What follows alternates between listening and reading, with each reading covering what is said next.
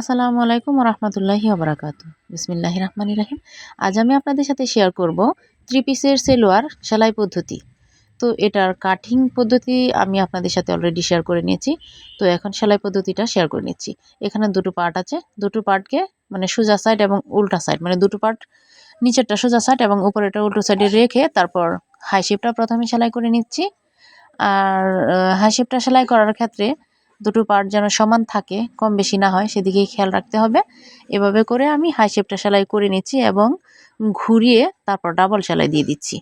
এখানে ডাবল সেলাই দিতে হবে, চাপ সেলাই দেওয়া যাবে না, ডাবল সেলাই দিতে হবে। আর ডাবল সেলাই দিলে কিন্তু সেলাইটা মজবুত হয়, খুলে যাওয়ার সম্ভাবনা থাকে না।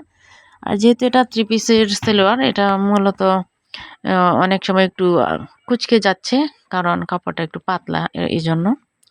তো এটা ভয়ের কিছু নেই, একটু টেনে দিলেই মানে সোজা হয়ে যাবে। যারা সেলাই কাজে নতুন তারা কিন্তু এই বিষয়টা অনেক সময় ভয় পেতে পারে যে এরকম হয়ে যাচ্ছে কেন সেলাইটা। তো এটা কোনো প্রবলেম না, একটু টেনে দিলেই মানে ঠিক হয়ে যাবে।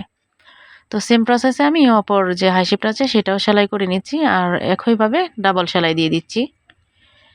এরপর আমি কোমরের যে পার্ট মানে রাবার গড় বা ফিতার গড় যাই বলেন না কেন, সেটা ভাঁজ দিয়ে সেলাই করে নেব এবং মাঝ বরাবর আরও একটি সেলাই দিয়ে ডাবল সেলাই দিয়ে মানে ডাবল সেলাই বা দুটো সেলাইয়ের ঘর, ফিতার ঘর তৈরি করে নিব বা রাবার গড় যাই বলেন।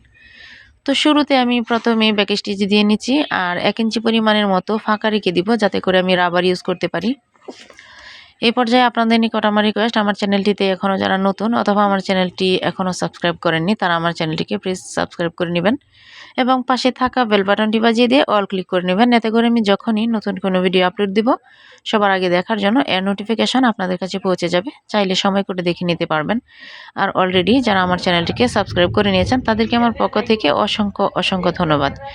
ভিডিওটি যদি আপনাদের কাছে ভালো লাগে তাহলে লাইক, কমেন্ট এবং শেয়ার করতে ভুলবেন না। তো আমি কোমরের যে ফিতার ঘর বা রাবার ঘর সেটা তৈরি করে নিয়েছি, মাঝ বরাবর আরও একটি সেলাই দিয়ে দুটো রাবার ঘর তৈরি করেছি। এখন মুহুরি, পায়ের যে মুহুরিটা আছে সিলোয়ারের সেটা ভাঁজ দিয়ে সেলাই করে নিচ্ছি। এখানে আপনারা আপনাদের পছন্দ অনুযায়ী চিকন ভাঁজ অথবা চৌড়া ভাঁজ দিয়ে নিতে পারেন। আমার যতটুকু প্রয়োজন ততটুকু ভাঁজ দিয়ে নিয়ে তারপর সেলাইটা করে নিচ্ছি। সেম প্রসেসে আমি অপর সিলোয়ারের যে মুহুরিটা আছে সেটাও ভাঁজ দিয়ে সেলাই করে নেব একইভাবে। আর এখানে চাইলে কিন্তু আপনারা বক্রম বসিয়ে নিতে পারেন, এভাবে ভাঁজ দিয়ে সেলাই না করে বক্রম বসিয়ে নিতে পারেন। তো বক্রম কিভাবে বসিয়ে সেলাই করতে হয় সেটাও আমার চ্যানেলের মধ্যে ভিডিও দেওয়া আছে, চাইলে আমার চ্যানেলটি ভিজিট করে আসতে পারেন।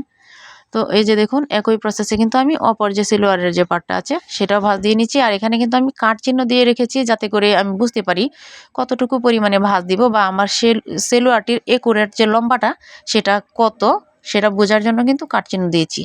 তো এখন সেলোয়ারের মুহুরির দুটো পার্ট সমান করে ধরে একদম অপর মুহুরি পর্যন্ত সেলাইটা শেষ করে নিব। তো এই তো শুরু করছি, তারপর শেষ করব অপর মুহুরি পর্যন্ত। শুরুটা করছি এক মুহুরি থেকে, এখন শেষ করে নিব অপর মুহুরি পর্যন্ত এবং ডাবল সেলাই দিয়ে নিব যাতে করে সেলাইটা খোলার কোনো সম্ভাবনা না থাকে। শুরুতে ব্যাক স্টিচ এবং লাস্ট পর্যায়ে ব্যাক স্টিচ দিয়ে নিচ্ছি। তো এই তো আমার সেলোয়ারটি সেলাই করা কমপ্লিট হয়ে গিয়েছে। সেম প্রসেসে আপনারা চাইলে কিন্তু ছোট বড় সকলের জন্য তৈরি করে নিতে পারবেন। আর এই সেলোয়ারটি যদি আপনারা ছোটদের জন্য তৈরি করেন তাহলে কিন্তু মুহুরির মধ্যে কুচি বসিয়ে নিতে পারেন, তাতে কিন্তু দেখতে আরও অনেক বেশি ভালো লাগে।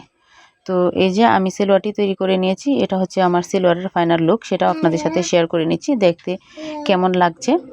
তো রাবার গড়ের পরিবর্তে আপনারা চাইলে ফিতার গড় তৈরি করে নিতে পারবেন। আর ফিতার গড় তৈরি করার ক্ষেত্রে এখানে আমি দুটো রাবার গড় তৈরি করেছি, আপনারা কিন্তু সিঙ্গেল তৈরি করে নেবেন যেহেতু এটা ফিতার গড় হবে। আর রাবার গড় হলে দুটো রাবার গড় তৈরি করবেন। তো আজ এই পর্যন্তই, দেখা হবে পরবর্তীতে আবারও নতুন কোনো ভিডিও নিয়ে। সে পর্যন্ত মহান আল্লাহ তাআলা সবাইকে অনেক বেশি ভালো রাখুন, সুস্থ রাখুন। আসসালামু আলাইকুম।